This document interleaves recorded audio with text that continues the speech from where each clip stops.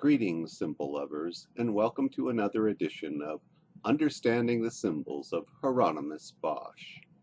And this time around, we're going to look at the Tempest by Giorgione, and this is a famous mystery painting. It's been a mystery for 500 years. And I'm going to give you my interpretation of the painting, and I'll be using the 6 keys for understanding the symbols of Hieronymus Bosch, because this painting is painted using a lot of Bosch's same tricks. The painting was commissioned by Gabriel Vanderman, and he was a young man, about 23. He was connected to a very wealthy and influential family, and he was known as an art connoisseur and regularly had intellectuals and artists over to the house. And as I understand it, this painting would be the first thing you see when you visited his house. It was sort of a test, because this painting is all about heresy. And at this time, remember, they were burning books, artwork, and people over the subject of heresy. So everything had to be kept hush-hush. So to begin with, it's exactly what it looks like. What does it look like? At the dead center of the painting, there is a bridge, or rather, there is water under the bridge. That is, this painting has to do with something that happened a long time ago. The handsome young man looks a little like a Venetian gondolier, but the pole is just too short. But he's leaning on that pole. He has the jacket of a rich dandy. It's not a working man's jacket. And he has those fancy pants that are reminiscent of the Swiss Guard. And the thing was, at that time, the reason they wore those outrageous colors was because they wanted to be seen on the battlefield. They wanted the enemy to know that they had arrived and exactly who they were, and that they were such masculine, deadly warriors that they could wear the silliest clothes in the brightest colors. And so those kind of peacock pants are actually tough guy pants. And in all likelihood, he's the guy that commissioned the painting. But the pole in Bosch paintings indicates that someone is a follower of Jesus. Jesus said, pick up your cross or your torture stake and walk and deny yourself and follow. And so that's what the staff always means in a Bosch painting, that a person is at least attempting to follow the teachings of Jesus. And that's what it means here. He doesn't need that as a walking stick. He's obviously a healthy young man.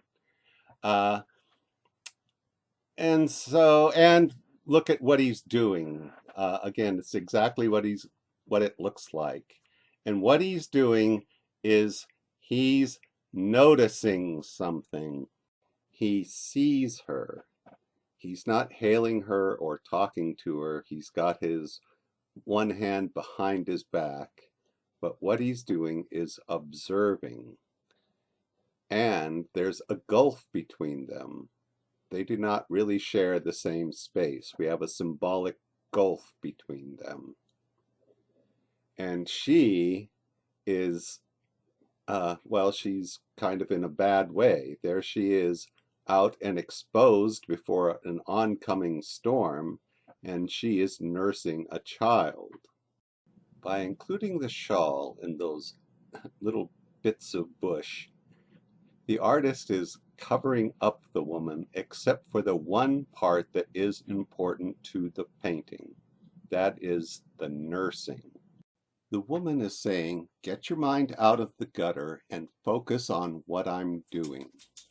And if you focus on what she's doing, of course you're going to associate it with the Bible. And so let us look up the most prominent scripture about what she is doing in the Bible, which is from Matthew, the 24th chapter.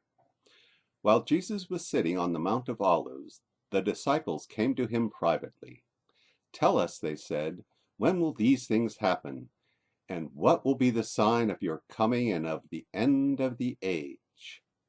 And Jesus replied, among other things, so when you see standing in the holy place the abomination of desolation described by the prophet Daniel, let the reader understand.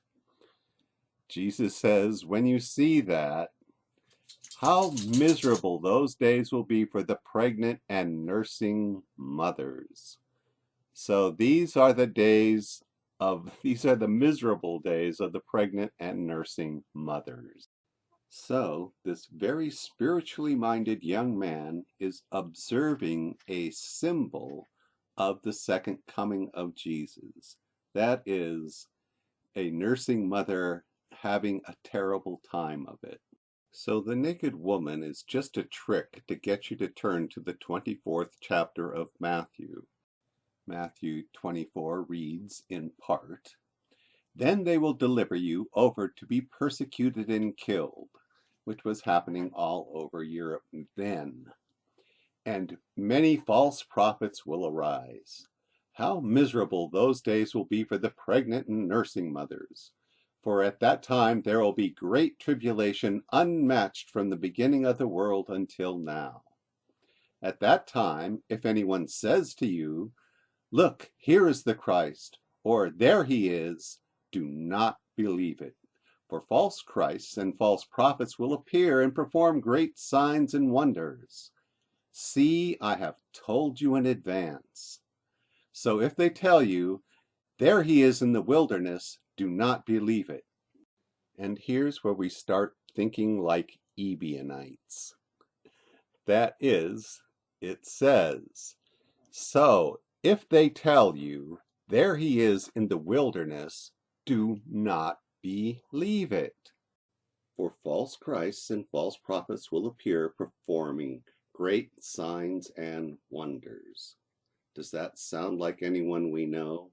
Of course it does. It sounds like Paul, who tells us he performed signs and wonders, and that he met Jesus in the wilderness. So the signs and wonders of Paul merely mark him as a false prophet, and he is a spiritual vulture that Jesus predicted would gather after his death.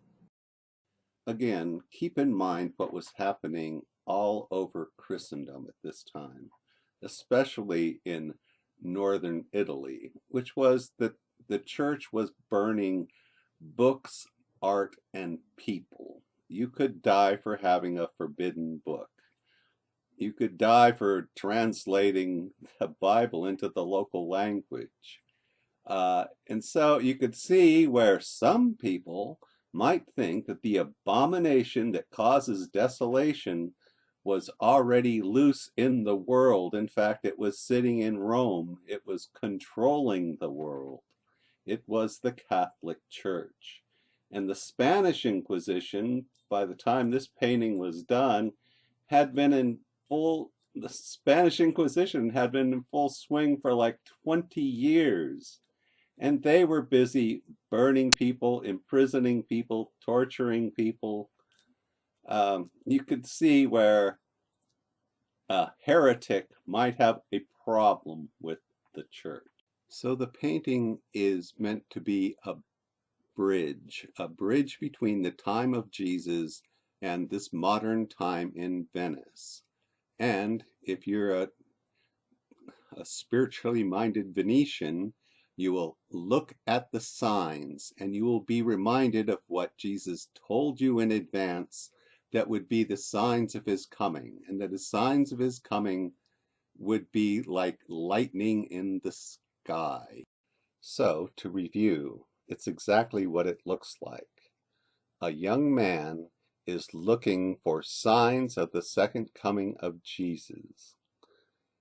And we've been led to the Bible because we know the sign of a nursing woman in distress is a sign of the second coming.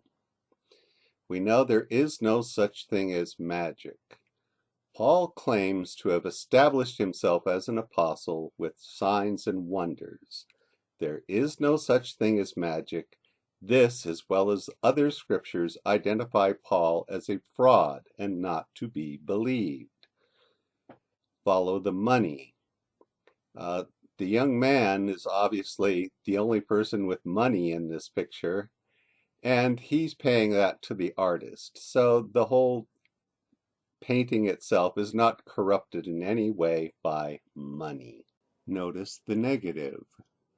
Well, there's no signs of Christianity anywhere. There's no saints, there's no demons, there's no angels in the sky, there's no cross anywhere, there's no steeple showing in the town, and there's also nothing from Greek mythology anywhere. And so it's a pretty straightforward picture, empty of, well, any of those shenanigans. Now we're going to think like Ebionites and reread the highlights of Matthew 24. Then they will deliver you over to be persecuted and killed because of my name. This is precisely what happened to the ancient Ebionites.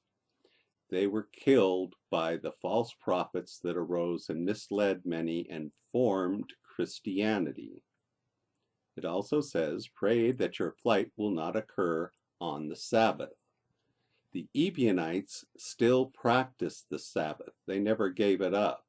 And this scripture indicates that the followers of Jesus would be honoring the Sabbath right up until the very end. There is no such thing as magic. The Ebionites didn't consider Jesus to be magic. They considered him to be wise. He was followed because what he preached was reasonable and resulted in a better world, not because they were afraid of hell or desiring of a reward in heaven. So Jesus warned about the rise of false prophets, and that these false prophets would perform signs and wonders, and they would claim to have met him in the wilderness, which is exactly what Paul did. So if you were a guest in the house of Gabriel Vanderman, and he thought you were a good candidate to win over to heresy, he might begin by explaining parts of this painting to you, talking about the last days, a little bit about Paul, a little bit about the Sabbath. This is basically an Ebionite recruiting poster. Or if he didn't think you were a good candidate, he would simply play dumb. He would simply let you guess what this is and not say a word. There is only one animal in the painting, and that's a stork. But a stork is a symbol of vigilance, and we have a leftover scripture. So you too must keep watch, for you don't know what day your Lord is coming. And so one of the themes of the painting is vigilance. Now let's look at those ruins. Another scripture we have to deal with in chapter 24 says, if those days had not been cut short, nobody would be saved. But for the sake of the elect, those days would be cut short. The ruins represent time being cut short. So the central symbol is that bridge. It is a bridge between the two worlds, modern Venice and the time of Jesus. And our connection between the two is that nursing mother. So this is a heretic door.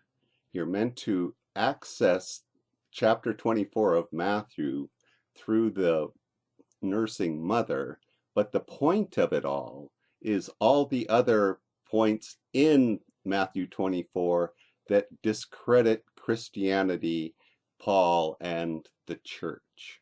Never lose sight of the fact that the church was burning books, art, and people. It's all crucial to understanding the symbols of Hieronymus Bosch. So the Tempest was a single heretic door. The Garden of Earthly Delights is a giant heretic door, but you can break into it using the 6 keys for understanding the symbols of Hieronymus Bosch, and begin with Matthew 10:28. I thank you.